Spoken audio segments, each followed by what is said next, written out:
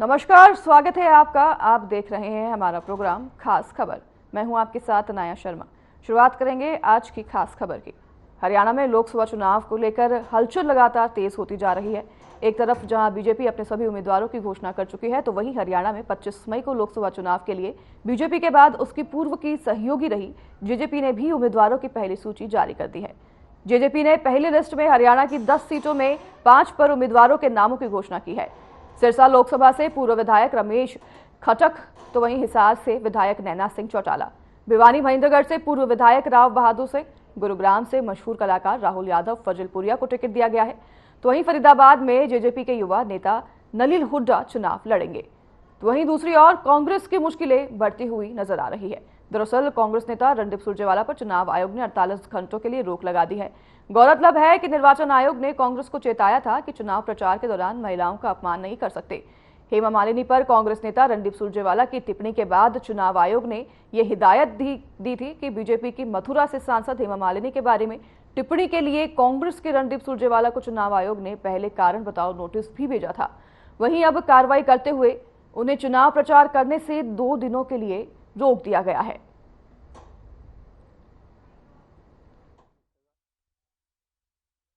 आने का सुबह सुबह यहाँ सौभाग्य प्राप्त हुआ है और आकर के मैंने महाराज जी के चरणों में शीश भी नवाया है, लंगर भी लिया है और मैं देखा है कि यहाँ पर हजारों की संख्या में निष्काम भाव से, निस्वार्थ भाव से यहाँ सेवाएं भी देते हैं और लोगों के लिए लंगर यहाँ उपलब्ध रहता है। ये ऐसा यहाँ स्थान है जिसकी बड़ी मान्यता इसकी है, जिसमें लाखों की संख्या में इसके अनुयायी हैं, वो जुड़े हुए हैं। आज मुझे यहाँ आने का अवसर मिला है संत निक्का सिंह जी की इस निर्मल कुटिया पर। मैं सौभाग्यशाली हूँ, मैं प्रणाम करता हूँ और क्योंकि मुझे भी यहाँ सेवा करने का आज अवसर मिला। रोज शाम को खबर आती है कांग्रेस की लिस्ट आ गई, लेकिन फिर आती ही नहीं है। देखिए, क्योंकि मैं अभी यहाँ बाबा संत निक्का सिंह जी के स्थान के ऊपर हूँ और सभी दल अपने अपने तरीके से काम करते हैं। उनका बड़ा मंथन चल रहा है। मंथन के आधार के ऊपर वो अपनी लिस्ट को कौन आएगा कौन नहीं आएगा वो निकालेंगे। परंतु हम जो आदरणीय नरेंद्र मोदी जी ने पिछले 10 वर्षों में काम किए हैं,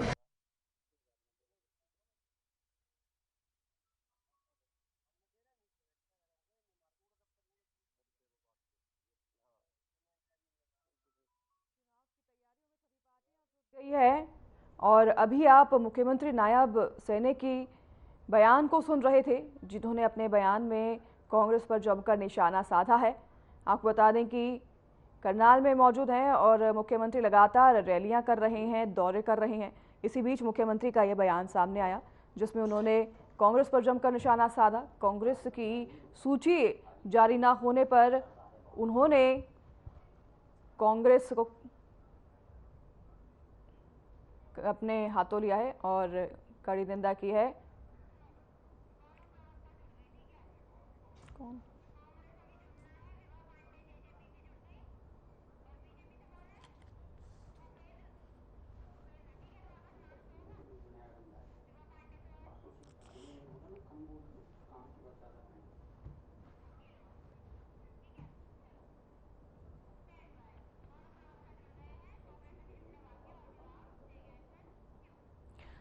तो आज इन्हीं सब मुद्दों पर चर्चा करेंगे, जिसके लिए हमारे संवाददाता हमारे साथ जुड़ गए हैं। आप सभी से उनका इंट्रोडक्शन करवा देती हूँ। विभा पांडे जी जेजेपी से हमारे साथ जुड़ गई हैं, जेजेपी प्रवक्ता हैं, और भूपेंद्र गहलावत बीजेपी प्रवक्ता हमारे साथ जुड़ गए हैं।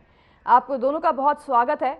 विभा जी, आपके पास सबसे पहले आऊँगी क्योंकि जेजेपी ने कल ही अपने 5 उम्मीदवारों के नामों की घोषणा कर दी है और इसमें जो है हिसार जो है चर्चा का विषय बना हुआ है, क्योंकि हिसार को एक तरह से देखा जाए तो लोकसभा सीट के लिए हॉट सीट बना दिया गया है, क्योंकि बीजेपी से रणजीत चौटाला तो प्रत्याशी हैं मैदान में, तो आपने भी उन्हीं के घर से बहू नैना चौटाला को मैदान में उतार दिया है। क्या इसके पीछे जेजेपी की कोई रणनीति रही है या फिर आपको लगता है कि बहू जो है अब अपने चाचा को जो है शिकस्त दे सकती है हिसार से लोग जो है नैना चौटाला को ज़्यादा पसंद करेंगे?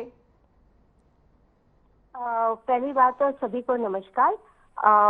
ऐसा है कि ये राजनीति लड़ाई है, इसके अंदर परिवारों की लड़ाई नहीं है। तो अगर एक परिवार से दो लोग भी हैं तो उसमें कोई बड़ी बात नहीं है, क्योंकि ये पार्टियों के बीच में उनके जो कैंडिडेट्स हैं वो इलेक्शन लड़ेंगे। इसके अंदर परिवार की कहीं कोई बात नहीं आती। और हाँ, हमारी माननीय नैना चौटाला जी ने पहले वो बाजड़ा से थी, उससे पहले वो अपना डबवाली से भी रह चुकी हैं विधायक, और उन्होंने ही हरी चुनरी चौपाल के थ्रू कितने महिलाओं को जोड़ा है। वही रही है महिलाओं के लिए 50% पंचायत में और 33% आपके राशन डिपो में ये रिजर्वेशन करने के लिए उन्होंने ही बहुत मेहनत की थी। और माननीय दुष्यंत चौटाला जी के जरिए ये हम महिलाओं को सशक्तिकरण हुआ था। तो अगर देखा जाए, उन्होंने महिलाओं के लिए इतना काम किया है कि चाहे हिसार हो, चाहे सिरसा हो, चाहे कहीं का भी, पूरे हरियाणा में महिलाओं उनके मतलब they look up to her, वो उनको उनकी तरह बनना चाहती है, उनको अपना नेता मानती है, नेत्री मानती है। तो उनकी जो लोकप्रियता है महिलाओं में, उसका कोई मैच नहीं है। और वैसे भी उन्होंने अपने बाजरा के लिए इतना काम किया है कि उनका जो स्तर है बहुत ऊंचा उन्होंने कर लिया है। तो वो किसी भी जगह से अगर लड़ेंगी विधायक का तो उनकी जीत लेकिन हिसार से ही सीट ये हमें लेना, क्या पूरा इसके पीछे विश्वास कोई है। सोची समझी रणनीति थी जेजेपी की? हमें इतना पता था कि हमें किसी परिवार वाले को ही वहां से कंटेस्ट कराना है, तो उसके अंदर नैना मैम का कर दिया। ठीक है, आपके पास लौटूंगी मैं। विभा जी, हमारे साथ अन्य भी प्रवक्ता बने हुए हैं और हमारे साथ संवाददाता भी बने हुए हैं। हमारे साथ बीजेपी से भूपेंद्र गहलावत बने हुए हैं। आपका बहुत स्वागत है भूपेंद्र जी। और अभी हम बात कर रहे थे जेजेपी के जो प्रवक्ता हैं विभा जी, उनसे उन्होंने बताया कि किस तरह से हिसार से जो है उन्होंने नैना चौटाला को उतारा है, क्योंकि उनको लगा कि वो डिजर्विंग कैंडिडेट हैं। पर बीजेपी से रणजीत चौटाला हैं और अब ये दो परिवारों के बीच की जो है लड़ाई दिख रही है। क्या लगता है आपको, क्या जो है तस्वीरें? देखिए, मैं तो ये कहना चाहूंगा, ना तो राष्ट्रीय स्तर पर और ना हरियाणा प्रदेश में भारतीय जनता पार्टी का किसी से कोई मुकाबला नहीं है। एक ही पार्टी बची है, हमारा दुनिया में सबसे बड़ा संगठन है और हमारा पन्ना प्रमुख से लेके राष्ट्रीय स्तर तक हमारा बहुत मजबूत संगठन है। बाकी लोग तो कोई अपना अस्तित्व बचाने के लिए कोई 2 सीटों पर 4 सीटों पर अपना चुनाव लड़ेंगे। कोई, जहाँ तक कांग्रेस पार्टी की बात है, उनके पास तो कोई उम्मीदवार ही नहीं है। कभी वो राज बब्बर को लाते हैं, कभी सुनील दत्त को लाते हैं, कभी हरिद्वार से किसी महाराज को उठा के लाते हैं। आज कांग्रेस पार्टी के पास उम्मीदवार ही नहीं है और जो उनके नेता हैं वो चुनाव से बच रहे हैं। भूपेंद्र सिंह हुड्डा कहते हैं मैं चुनाव नहीं लड़ूंगा, शैलजा कहती है अगर हुड्डा लड़ेगा तो मैं लड़ूंगी। उनके पास, उनको पहले से पता लग गया कि उनकी जमानतें जब्त होने जा रही हैं, इसलिए वो तो मैदान में ही नहीं उतर रहे। और बाकी पार्टियों का भी कुछ नहीं है। और मैं तो ये कहना चाहता हूँ, ये इंडी गठबंधन जो इन्होंने बनाया, एक जो जमानत पर है या जिनके जेल में है, ऐसे लोग जिन्होंने घोटालेबाजों का एक गिरोह इकट्ठा हो गया। एक समय पर जेजेपी और बीजेपी की गठबंधन थी और आज देखो परिवार के बीच में ही लड़ाई दिखाई दे रही है। देखिए, मैं तो ये कहना चाहता हूँ, कुछ पार्टियां तो सिर्फ परिवारवाद की पार्टी है। खास तौर पर मैं कांग्रेस की बात करूं कि राष्ट्रीय स्तर पर आप देख लीजिए, माँ बेटे की पार्टी है। और यह हरियाणा प्रदेश में देखिए कितना बुरा हाल है। मैं फरीदाबाद से शुरू करूं, जो महेंद्र प्रताप है वो अपने बेटे के लिए टिकट मांग रहा है। अब अजय यादव अपने बेटे के लिए टिकट मांग रही है। किरण चौधरी अपनी बेटी के लिए टिकट मांग रही है। भूपेंद्र हुड्डा अपने बेटे के लिए टिकट मांग रहा है। वीरेंद्र सिंह अपने बेटे के लिए टिकट मांग रहा है। और कुलदीप शर्मा वो अपने बेटे के लिए टिकट मांग रहा है। ये पार्टी कहाँ है? ये तो 5-7 परिवारों का एक गिरोह है जो हरियाणा प्रदेश को लूटने की साजिश करता रहता है, स्कीम बनाता रहता है। लेकिन अब जनता जागरूक हो चुकी है और इन्होंने पीछे 9.5 साल तक जिस तक प्रदेश को लूटने का काम किया और कांग्रेस पार्टी ने पूरे देश को लूटने का काम किया, सारी देश की और प्रदेश की जनता जान चुकी है। प्रदेश की जनता ने और देश की जनता ने मन बना लिया कि आदरणीय नरेंद्र मोदी ने जो गारंटी दी है उन गारंटियों पर विश्वास करते हैं। वो तो हम हमारे संवाददाता रिपोर्टर जो हैं जुड़े हुए हैं हमारे साथ ग्राउंड रिपोर्ट के लिए, लगातार अपडेट देने के लिए। आपके पास वैसे लौटूंगे गहलावत जी। ओपी शर्मा हमारे साथ जुड़े हुए हैं चंडीगढ़ से और लाजपत हमारे साथ जुड़े हुए हैं सोनीपत से। लाजपत आपके पास आऊंगे। सोनीपत की अगर बात करें तो अब जेजेपी ने जो है 5 अपने प्रत्याशियों के नामों की घोषणा कर दी है। अब जैसे जैसे समय निकलेगा वैसे सभी अपने प्रत्याशियों के नामों की घोषणा भी करेंगे। क्या लगता है इस बार अगर बात करें लोगों की और जनता की, तो जनता ने किसकी तरफ अपना मन बना लिया है? मेरे काम का काम नहीं है, सेंटर का वैसे इलेक्शन नहीं अपने हरियाणा का सेंटर का है आदमी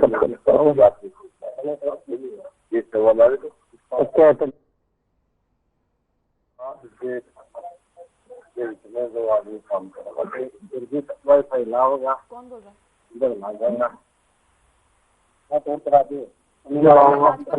और किसी का लगता नहीं, ये लाओ ये नीला रंग नीला में तार ला दो ना मेरी मेल चल रहे को ना किसी का खा चला नहीं वो अभी भी वो मैं जिम्मेवार हूँ कोई चीज गलत पकड़ेगा उधर तो काम करेगा नहीं करेगा तो मन कैसे करेगा तो कैसे बात हो जो आर्डर में किसके रूम में वही सही लग रहा है। ठीक है लग रहा है हाँ। तो किसी का मैं नहीं करता काम बोलना बंद करके क्या मीटिंग कर रही थी। ठीक है ओपी हमारे साथ जुड़े हुए हैं चंडीगढ़ से। ओपी मैं आपके पास आऊंगी। चंडीगढ़ में अगर बात करें तो क्या लगता है लोगों ने किसकी तरफ अपना मन बना लिया है?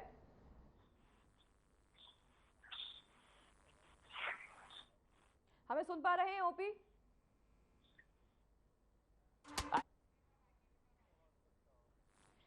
ठीक है, हमारे साथ संवाददाता जेजेपी विभा पांडे जुड़ी हुई हैं। विभा जी आपकी और आऊंगी मैं फिर से, जैसे कि अभी हमारी बात हो रही थी। बीजेपी प्रवक्ता भूपेंद्र गहलावत जो हमारे साथ जुड़े हुए हैं उन्होंने कह दिया है साफ तौर पर कि अब जो है जनता ने मन बना लिया है और बीजेपी को साफ तौर पर जीत जो है इस बार दर्ज करवाएगी। देखिए बहुत ही इमेच्योर होगा कि आप जनता के बिहाफ पर अगर बोले। जनता जनार्दन है, जनता सर्व ऊपरी है और जनता क्या अपना देगी फैसला वो 1.5 महीना भी नहीं बचा है। अब तो 25 मई के बाद पता ही चल जाएगा कि किसने क्या किया है। तो ये जो स्टेटमेंट है ना कि जनता ने मन बना लिया है, ये बहुत ही इमेच्योर स्टेटमेंट मैं ये कहूंगी। तो जनता को कम से कम उनको पावरफुल वो है और उनकी पावर को अंडर एस्टिमेट नहीं करना चाहिए। मैं बोलूंगी हमारा कैंडिडेट तो पक्का जीत रहा है क्योंकि हमें पता है हमारा जनाधार कितना है। अब बताइए, ठीक है ना? तो वही कह रही हूँ, हम अपने कामों से बात करें, हम अपने काम को दिखा के बता रहे हैं। हम जनता को बिहाफ पर नहीं, हम तो जनता के बीच में जाके अपने कामों को बता के उनसे वोट मांगेंगे क्योंकि हमने काम किए हैं, हमारे कैंडिडेट्स ने काम किया है और सबने बहुत अच्छी तरह काम किया है। तो जनता बता दीजिए कि किन मुद्दों को लेकर इस बार जेजेपी पार्टी जो है मैदान में उतर रही है और जनता के बीच जाएगी, किन मुद्दों को लेकर? देखिए, पहले तो हमने जितने काम किए हैं पिछले 4.5 साल में वो हम लेके जा रहे हैं जनता के बीच में और साथ में हमारा मेन एम है कि आप बीजेपी के साथ थे तब तो जनता तो ऑलरेडी कंफ्यूज्ड है मैम कि आप पहले बीजेपी के साथ थे, अब देख रहे हैं तो बीजेपी और जेजेपी की एकदम कट्टर जो है टक्कर हो गई है, दोनों एक दूसरे के खिलाफ मैदान में। तो जेजेपी की खास तौर पर प्रतिक्रिया सामने आ रही है जो बीजेपी के लिए एकदम जो है अब कटाक्ष करते हुए नजर आ रही है। कुछ महीनों पहले वो बीजेपी के साथ गठबंधन में थे, अब जनता को कैसे समझाएंगे कि जेजेपी जो है उनके जो विजन है वो क्लियर है? वो गवर्नमेंट चलाने का था, सरकार चलाने का था। गठबंधन कभी दोनों पार्टीज के बीच में नहीं हुआ था। संगठन हमेशा अपना काम करते हैं। अगर जेजेपी का कोई भी कार्यकर्ता जाएगा फील्ड पर तो वो अपने लिए वोट मांगेगा, कभी दूसरी पार्टी के लिए वोट नहीं मांगेगा। तो इसीलिए ये जो संगठन अपने काम कर रहे हैं मैं उसकी बात कर रही हूँ। और जो हमारा कैंडिडेट है अगर उसने काम किया वो तो हम जनता के बीच में लेके जाएंगे ही जाएंगे। और ऐसा तो था नहीं कि सारा काम इतना ओवरलैपिंग था कि जनता को ये नहीं बता सकते कि जेजेपी ने क्या काम किया। तो हमारे जो नेता ने काम किया हाँ वो जनता के बीच में लेके जा रहे हैं। और हमारी पार्टी का मेन एम है कि लोकसभा में हरियाणा की आवाज बनना, हरियाणा के मुद्दों को लोकसभा तक लेके जाना। ठीक है विभा जी, आपकी तमाम बातें हमने सुनी और लौटूंगी आपके पास। मैं फिर से कनेक्शन शायद हमारा उनसे नहीं बन पा रहा है। इसी बीच हमारे संवाददाता भी जुड़े हुए हैं लगातार लाजपत सोनीपत से। लाजपत, आपके पास आऊंगी मैं फिर से। और जैसे कि अभी हमारे प्रवक्ता भी बता रहे हैं, दोनों तो कह रहे हैं कि हमारे जो प्रवक्ता हैं वो जीतेंगे। बीजेपी से हमारे प्रवक्ता गहलावत जी बता रहे हैं कि बीजेपी का धाक बना हुआ है। विभा जी कह रही हैं, दावा कर रही हैं कि बीजेपी इस बार जीत रही है। कांग्रेस की तो चलो बात ही अभी तक दूर है, प्रत्याशी ही नहीं घोषणा हो पाई है। क्या जो है रिपोर्ट आ रही है ग्राउंड से, लोगों के बीच से क्या प्रतिक्रिया सामने आ रही है? जी बिल्कुल, देखिए सोनीपत की जनता का मूड अलग तरीके का मूड होता है। अगर अतीत की बात करें तो चौधरी भूपेंद्र सिंह हुड्डा काफी बड़े गद्दावर नेता थे जिन्होंने यहाँ से चुनाव लड़ा था और 5 विधायक होने के बावजूद सोनीपत की जनता ने जवाब दिया था। तो ये लगता है कहीं ना कहीं जो चुनाव है वो नजदीक है और चुनाव को मद्देनजर रखते हुए अभी तक कांग्रेस भी इस बात को लेकर अंजस मंजस में है कि आखिर उनके पास कैंडिडेट है या नहीं है, या वो समय पर उतार रहे हैं या नहीं उतार रहे हैं। लेकिन आम जनता का मूड जो है अभी तक के हालात से देखे तो कहीं ना कहीं बीजेपी का पलड़ा भारी दिखाई दे रहा है, क्योंकि इसलिए कि बीजेपी का जो कार्यकर्ता है, जो मजबूत है, वो लोगों के बीच है और जो कैंडिडेट है वो लोगों के गांव की जो चौपाल होती है, सबसे बड़ी चौपाल जिसको माना जाता है। चौपाल एक ऐसी होती है जहां पर सभी फैसले होते हैं। वो जो जिनको मौका दिया गया है, मोहनलाल बड़ोली विधायक है और विधायक की जो टिकट अब मिली है तो वो एमपी की मिली है और उसको लेकर वो गांव के बीच है और लोगों के बीच है, कार्यकर्ता बीच में है। तो अभी लगता है कि कांग्रेस का जब तक कैंडिडेट नहीं सामने आता है तब तक लाजपत हम प्रदेश की बात करें तो अब जेजेपी ने भी अपने 5 प्रत्याशियों के नामों की घोषणा कर दी है। एसआर जो है ऑल सीट बनी हुई है, वहां पर अब चाचा और बहू के बीच जो है लड़ाई होती नजर आ रही है। क्या लग रहा है कि कौन किस पर भारी पड़ सकता है? जी बिल्कुल, देखिए जितनी भी पार्टियां हैं वो सब अपने कैंडिडेट को जब फाइट में लेके आएंगे, इसके बाद जो जनता की जो अंजस मंजस होगी, जो आपस में खिंचातानी होगी, नीति नियत पर बात होगी, उसके बाद जो चुनाव का खुलासा होगा कि आखिर जनता किसको चाहती है। अभी तक के ताजा हालात जो है वो सामने दिखाई देते हैं कि बीजेपी अभी तक मजबूत है। जब तक दूसरे पार्टी के कैंडिडेट फाइट में नहीं आते तब तक जो जनता भी इस बात को लेकर चिंतित है, आखिर किसको वोट जाएगा, कैसे रहेगा, क्योंकि नीति और नियत पर भी चर्चा होगी, ओके पर चर्चा होती है, ताकों पर चर्चा होती है। एक व्यक्ति हमारे साथ मौजूद व्यक्ति है, यही के व्यक्ति है जिन्होंने बीजेपी बाजी मारती हुई दिखाई दे रही है। अभी 34 से 35 दिन बचे हैं चुनाव को लेकर। अब इंतजार तो यही रहेगा कि कांग्रेस अपने प्रत्याशियों के नाम की घोषणा कब करती है और बाकी पार्टियां भी अपने प्रत्याशियों के नाम की घोषणा कब करती है। लेकिन अभी तक तो बीजेपी जो है वो पावरफुल दिखाई दे रही है ग्राउंड पर। हमारे साथ कांग्रेस प्रवक्ता नीरज गुप्ता भी जुड़ गए हैं। आपका स्वागत है नीरज जी। और अभी हमने मुख्यमंत्री नायब सैनी की बाइट चलाई थी जिसमें उन्होंने साफ तौर पर कहा और कांग्रेस पर कई आरोप भी लगाए। उन्होंने कहा कि कांग्रेस जो है वह 75 सालों में कांग्रेस जो है खत्म नहीं कर पाई गरीबी। अब वो बीजेपी पर आरोप लगाती है कि बीजेपी बेरोजगारी को बढ़ा रही है, बीजेपी गरीबी को बढ़ा रही है। इस पर क्या जवाब देंगे आप? देखिए, आरोप तो चलते रहेंगे। आज वो पावर में, हम 75 साल पावर में, पहली बात तो हम 75 साल पावर में रहे, हम 55 ईयर पावर में रहे और 20 साल 25 साल और लोगों की सरकार रही, इसमें बीजेपी सरकार भी रही, उनको ये भूलना नहीं चाहिए। 45 एक छत्र राज हमारा रहा। हमने देखे जब देश आजाद हुआ था उस समय हालात दूसरे थे। उस समय हालात ये थे कि देश में सुई भी नहीं बनती थी। कांग्रेस का भी काफी समय तक हरियाणा में रहा, लेकिन फिर अब तो कांग्रेस कहीं दिखाई नहीं दे रही है हरियाणा में। देख ले कांग्रेस क्यों नहीं दिखाई दे रही है आपको? आज के आपके चैनल पे आज शाम तक खुशखबरी दे देंगे सारे। देखिए, सारी खुशखबरी मिल जाएगी। आज आपको पूरे कैंडिडेट की लिस्ट जारी हो जाएगी। ये सिर्फ बेकार की बात है। बीजेपी का सपना क्या है? इन्होंने 10 सीटों के प्रत्याशी की घोषणा करी है लोकसभा चुनाव में। मुख्यमंत्री जी याद रखे हैं, उसमें 6 लोग तो हमारी कांग्रेस पार्टी से गए हुए हैं। इन पे अपना क्या है? मैं नाम गिनवाना नहीं चाहता, नाम आपको पता ही है। अशोक कंवर से लेकर अरविंद शर्मा तक सारे किसके हैं? कांग्रेस की हैं। कांग्रेस एक बहुत बड़ी पार्टी है। जितने भी लोग बने हैं सब कांग्रेस पार्टी से बने हैं, चाहे दाएं चले गए चाहे बाएं चले गए। आपको आज खुशखबरी मिल जाएगी। आज हमारी पूरी लिस्ट आ जाएगी, 9 सीटें हमारी जारी हो जाएंगी और इंडिया गठबंधन कड़ा मुकाबला देगा। मैं ये नहीं कहता हम कितनी सीटें जीतेंगे, ये हमें सब जनता पे छोड़ना चाहिए। जनता हमारा ट्रैक देखी, जनता डिसाइड करेगी। आप बीजेपी वाले कह रहे थे हम 10 सीटें जीतेंगे, तो जनता तय करेगी ना। अगर मैं बोल दूं 10 सीटें जीतेंगे, कोई कहना उचित नहीं होगा कि जनता तय करेगी किसके काम के ट्रैक पे वोट दिया जाए। और जनता हमारे पिछले 10 साल के शासन को देख रही है और बीजेपी के 10 साल को शासन को भी देख रही है। बीजेपी ने हरियाणा में हर वर्ग को पीटा है, चाहे कर्मचारी हो, चाहे आंगनबाड़ी हो, चाहे प्रोफेसर हो, चाहे डॉक्टर हो। आप देखिए पूरे 10 साल हड़ताल रही और तभी इनका ग्राफ 2014 से 19 तक कहते 19 में 75 पार और 40 में सिमट गए। और 40 के लिए इन्होंने जिस पार्टी के अगेंस्ट लड़ा उससे ही समर्थन लेना पड़ा। मेरा इससे कहना है समर्थन कि की बात तो सर आपको भी अभी समर्थन लेने की जरूरत पड़ गई हरियाणा में। समर्थन की बात तो हम ना करें, समर्थन तो पार्टियां जब जिससे जो मतलब होता है समर्थन लेती हैं, फिर जब समर्थन टूट जाता है तो फिर पार्टी के रुख भी बदल जाते हैं। चलिए हमारे साथ भूपेंद्र जी जुड़े हुए हैं, उन्हीं से आपके तमाम सवालों का जवाब लूंगी मैं।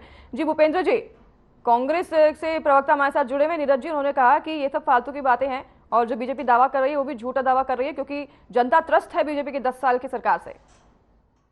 देखिए, पहले तो मेरे ये जो कांग्रेस के प्रवक्ता साथी हैं, मैं इनसे एक बात पूछना चाहता हूं कि जो इन्होंने प्रदेश में और देश में एक इंडी गठबंधन बनाया है, जो जितने घोटालेबाज हैं उनको इकट्ठा करके गठबंधन बना दिया। मैं तो ये पूछना चाहूंगा, घोटालेबाजों का सरदार कौन है? तुम्हारे पास सरदार ही नहीं है, तुम क्या चुनाव लड़ोगे? तुम आदरणीय नरेंद्र मोदी के खिलाफ किसको खड़ा करोगे? तुम्हारे में किसी में हिम्मत नहीं। और जब ये इकट्ठे होते हैं, जैसे भेड़ें इकट्ठी होती है, शेर आ जाता है तो सब भाग जाते हैं। तो इनका तो यही हाल है, इनके पास ना उम्मीदवार है और ना इनका कुछ लेना देना है। किस तरह से इनकी जो खीर है वो कटोरियों में बट रही है। गठबंधन पर भी सवाल उठा रहे हैं भूपेंद्र जी कि आपकी गठबंधन थी, अब उस गठबंधन का क्या हुआ? अब आपकी गठबंधन से लोग भी तो कंफ्यूज नजर आ रहे हैं कि पहले 4.5 साल इतनी शानदार गठबंधन चली और अब गठबंधन में देखो तकरार आने के बाद एक दूसरे के ही दुश्मन बनते हुए नजर आ रहे हैं। आपकी बात समझ गया, मेरी बात सुनिए। हमारा कोई परिपूर्ण चुनाव वो गठबंधन नहीं था। हमने तो जब सीटें कम पड़ गई तो उनको भी था और जनता पर दोबारा से बोझ ना पड़े इलेक्शन का, इसलिए हमारी उसमें गठबंधन था। तो वो गठबंधन तो हमारा इलेक्शन का तो था नहीं, वो अपना इलेक्शन लड़ो, हम अपना इलेक्शन लड़ेंगे उससे। लेकिन ये गठबंधन तो चोरों का गठबंधन है। जो केजरीवाल ये कहता था कि आप सीबीआई का, ईडी का, इनको भंग कर देना चाहिए, इन्फोर्समेंट डिपार्टमेंट को बंद करना देना चाहिए। जब ये शीला दीक्षित को, राहुल गांधी को, सोनिया गांधी को गिरफ्तार नहीं कर सकते तो इनको भंग कर देना चाहिए। और उनको किस तरह से कोस के भ्रष्टाचारी बता के केजरीवाल जब सत्ता में आया था, और अब इन्होंने जब ये दीक्षित जो है इनका दिल्ली में, संदीप दीक्षित, उन्होंने ये शराब का घोटाला उजागर किया था। उन्होंने कहा था ये तो बहुत बड़ी चोरी हुई है और इसके खिलाफ उसने केस दर्ज करवाया। और आज वो दोनों जफ्फी पाकर सिर्फ इसलिए, इनसे आप पूछिए आपका क्या प्रोग्राम है, ये कहेंगे हम तो बस मोदी को हराने के लिए इकट्ठे हो रहे हैं। अरे तुम्हारा कोई प्रोग्राम नहीं, लेना नहीं, देना नहीं, तुम्हारे कहने से कौन वोट देगा? और तुम्हारी जिस तरह से पीछे जमानतें जब्त हुई थी, अब की बार जो 2-3 सीटों पर हरियाणा में जमानतें बच गई थी, वहां भी हम जमानत जब्त कराने का काम करेंगे। और 10 की 10 सीट हरियाणा में और 400 पार पूरे देश में हमारी पार्टी लेकर के आएगी, इसमें किसी किस्म का कोई शक नहीं है। 400 पार तो सर एनडीए लेकर आएगी। ठीक है, आपके पास लौटूंगी मैं फिर से।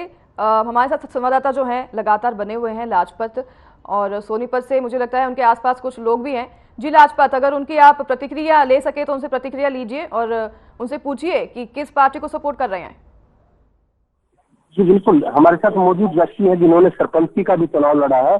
और अभी तक जनता का मूड कैसा है? क्योंकि अभी देखा आपने, काफी चुनाव भी देखते हैं, आपने खुद भी चुनाव लड़ा है, तो अभी तक हालात को किस तरीके से देखते हैं? कांग्रेस का कोई कैंडिडेट है नहीं, बीजेपी का कैंडिडेट आ चुका है, इंडिया गठबंधन की बात करते हैं, तो आपका मूड कैसा है? क्योंकि आपने भी जनता के बीच रहकर देखा है, चुनाव लड़ा है, तो लाजमी है कि आपको नॉलेज है।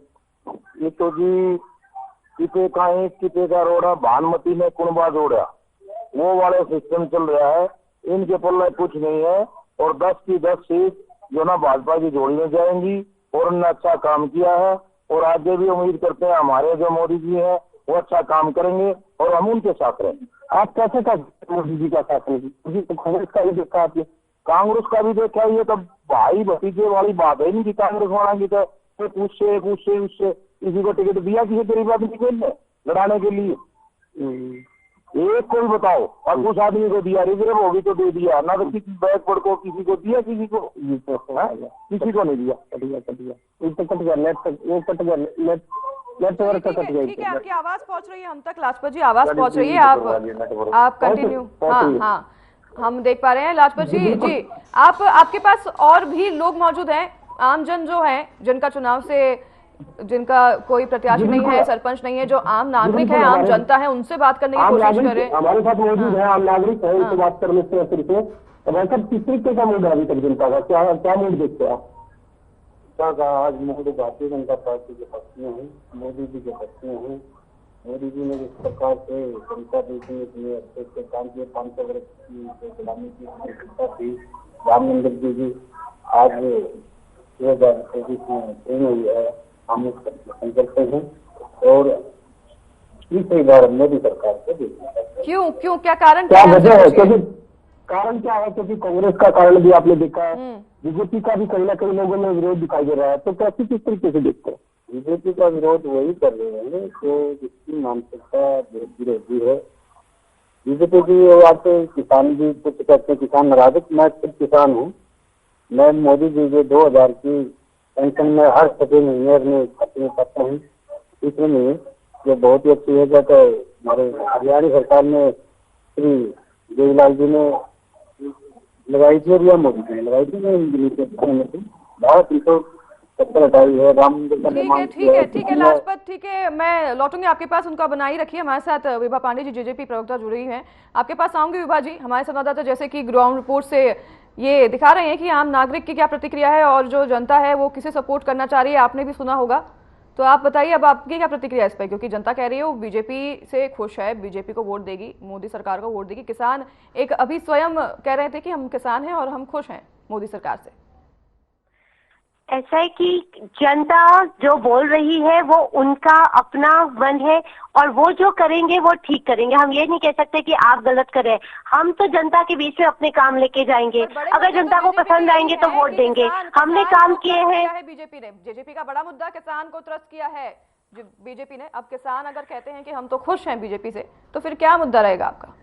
नहीं, तो किसानों के लिए माननीय दुष्यंत चौटाला जी ने क्या किया? माननीय दुष्यंत चौटाला जी ही दिल्ली से चंडीगढ़ और पूरे हरियाणा में उन्होंने ही बात रखी दिल्ली जाके और 14 फसलों पर एमएसपी कराई। तो उन्होंने जो किया कि खाते में तुरंत पैसा आ गया, ये मेहनत उनकी है, वो सबको पता है।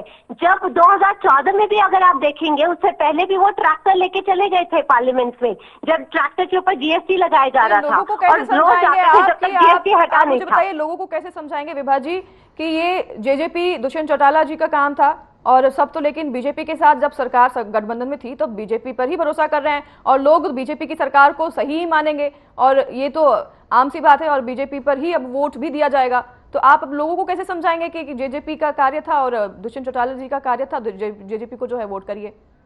ये तो बड़ा आज प्रवक्ता बता रही हूँ लोगों को कि ये कार्य ऐसे ही हमारे नेता और हमारे कार्यकर्ता जाके लोगों के बीच में जाके कर रहे हैं। अगर आप बाइक की बाइट भी देखेंगे तो फार्मर्स की ये बाइट आ रही है कि जब से दुष्यंत जी गए हैं, गवर्नमेंट से बाहर निकले हैं, तब से उनको दिक्कत आ रही है। अब तो वो भी आप डेटा ले लीजिए ना, तो उन फार्मर्स का भी डेटा लीजिए जिनको अब दिक्कत आ रही है 4.5 साल के बाद, जैसे दुष्यंत जी बाहर आए उनको जो दिक्कतें आ रही है, तो हमारे पास तो वो भी है, बड़ी सारी बाइट्स पड़ी हुई है उन फार्मर्स की भी। तो वही कह दी हूँ, ये काम है हमारे नेता का, कार्यकर्ता का, जो जाएंगे जनता के बीच में जा रहे हैं और हमारी बहुत मेहनत हो रही है और हम सारी जनता की पाबंदी है, इसलिए मैं आपको यहाँ रोकना चाहूंगी और हम भी उम्मीद करते हैं कि आपके कार्यकर्ता बखूबी जाए जनता के बीच और अपनी बातों को समझाएं। अब ये तो आने वाले चुनाव के नतीजे जो होंगे उसी दिन पता चलेगा कि जनता किस पर भरोसा जता रही है। तो फिलहाल आज के लिए इस कार्यक्रम में हमारे साथ बस नहीं, आपसे लेंगे विदा, नमस्कार।